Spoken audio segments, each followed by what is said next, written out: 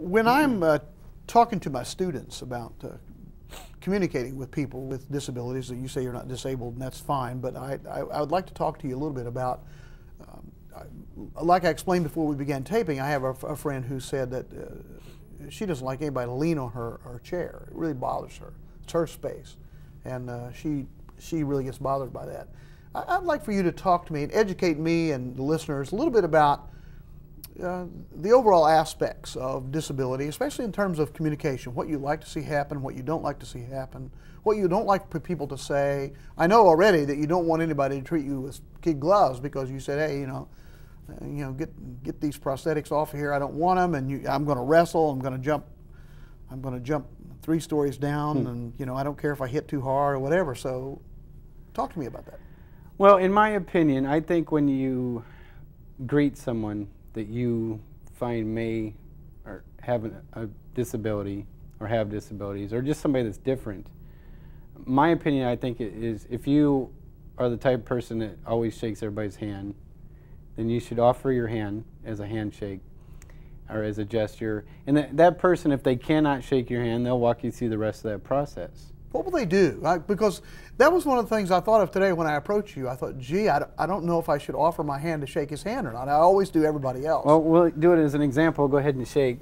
Yeah. Now, see, that for you, that was a good firm handshake. Yeah. A lot of times I'll get people that'll just give me what they call DAP, where you just knuckles. And that I don't mind at all. That's what Barack would do. Yeah, I don't mind doing it. Well, especially with the flu going around, that's fine with me. Yeah. What I don't like, what actually is an irritant to me, is where they'll shake my arm like it's a tissue. Real dainty. Just real dainty. Or I'll put my arm out there. Fish, yeah. Cold fish, handshake. I got a lot of that. I just think you should offer your hand, especially if you're one to shake hands, and they'll walk you through that. And from that point, just say, if there's anything that you need, just let me know. I'll be glad to work with you. Don't use key words like, if you need any help, I'll help you, or assist. Because then you're actually telling that person that you believe at some point that they need help. I see. And it's just a key trigger where it's like, did I say that I need help? It's almost like talking down to them. Is that correct? Yeah, exactly. So don't use key words like that. Very condescending. Yeah, but go ahead and offer your services. Is like, if you want anything, I'll be there. But don't use the key words help or assist or. Yeah, in other words, I know you're in a chair, so I know you're going to have my help. So just yeah. let me know. Ring the bell. Yeah, that I have to have somebody open the door exactly. for me. Right. Exactly.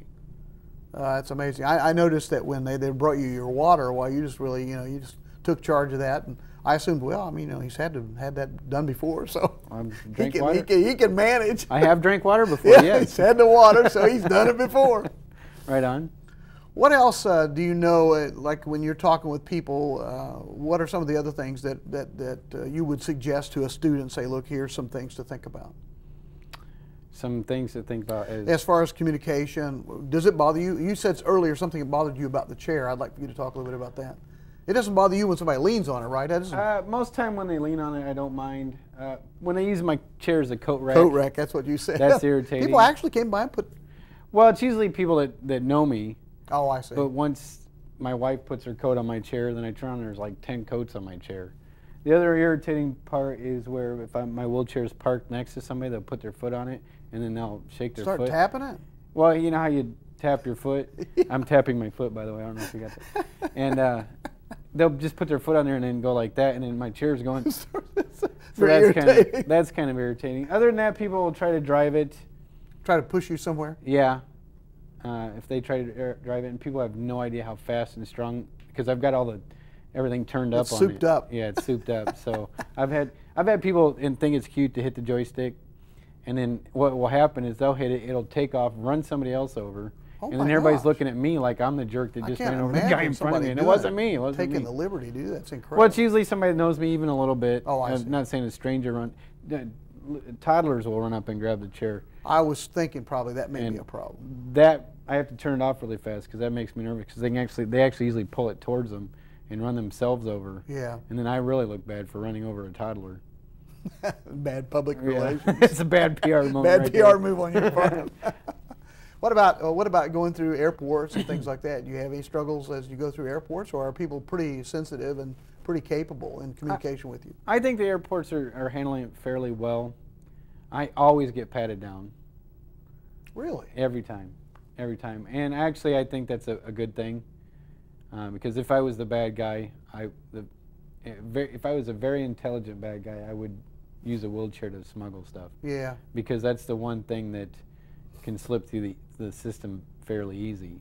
Yeah, And they got these little circle pieces of cloth that they wipe the chair down and they put it in a tester to see if I got any chemicals. Bomb remnants or whatever. Yeah. So I always have them take that piece of cloth and I have them clean the dirty areas on my Go ahead and wipe it down while you're at it. On my chair. I'm like, while you're at it, just clean that spot right there. You said the other day that you had somebody clean your chair. Talk to me about that. Oh, I go through airports a lot, being a speaker and a comedian, and do a lot of flying. And before I was going to go to this keynote speech, I noticed my chair was dirty, and we went by the shoe shine. Hey, can you give me a chair shine, buddy?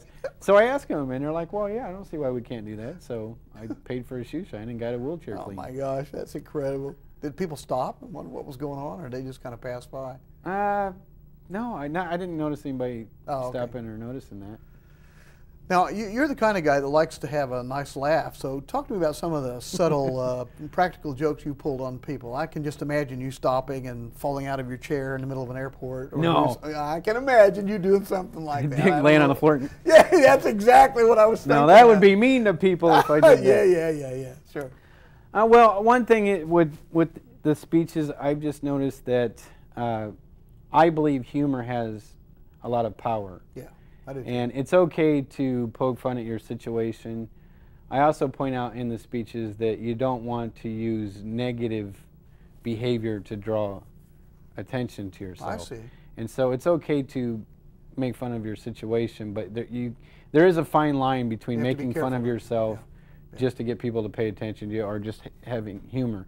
And I think humor can get you through all kinds of situations, whether you're stuck or depressed, or even a death in the family. At some point, I think humor can be, at the right time, can be a good thing. Sure.